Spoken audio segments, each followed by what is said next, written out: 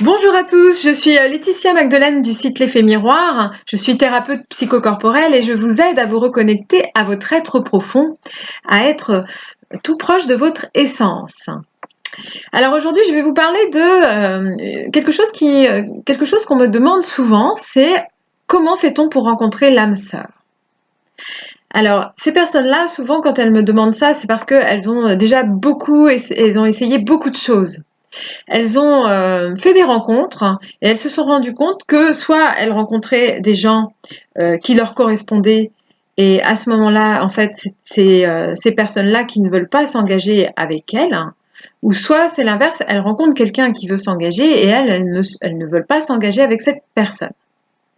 Donc en fait, il y a toujours quelque chose qui ne va pas, il y a toujours un blocage, un petit grain de sable dans les rouages.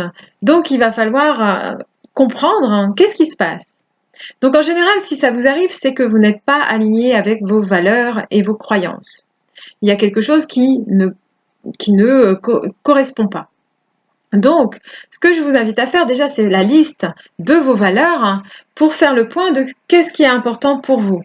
Par exemple, si vous prenez quelqu'un qui a une valeur famille et que vous, la famille, c'est pas du tout votre truc, il y a un moment donné dans votre relation, ça va pas aller.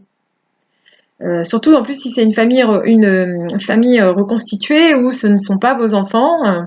Il y aura les enfants vous serez avec quelqu'un qui aura ses propres enfants. Ça peut être délicat. Si par exemple vous avez la valeur couple en premier et que cette personne a plutôt la valeur liberté et en tout cas la valeur liberté et travail par exemple, eh bien ça va être difficile parce que cette personne aura du mal à vous consacrer du temps.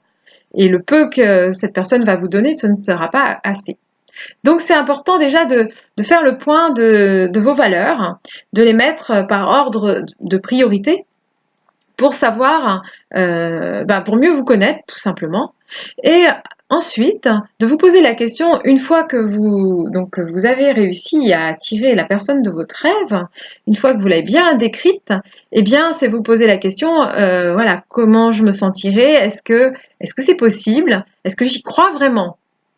Et là, en fonction de votre ressenti, vous allez voir si finalement vous sentez, si vous sentez que il y a des doutes sur le fait que c'est possible de rencontrer cette personne.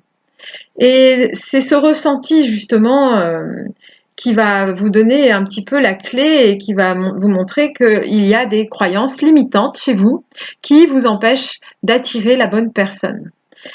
Donc voilà, c'était Laetitia Magdelaine de l'Effet Miroir. Si vous avez apprécié cette vidéo, n'hésitez pas à la partager et à commenter en dessous. Pour vous, qu'est-ce que c'est, qu'est-ce que vous croyez, est-ce que vous croyez mériter déjà, est-ce que vous croyez mériter rencontrer l'âme sœur, ou est-ce que vous vous retrouvez en tout cas dans la situation que j'ai décrite? Voilà, je vous dis à très bientôt.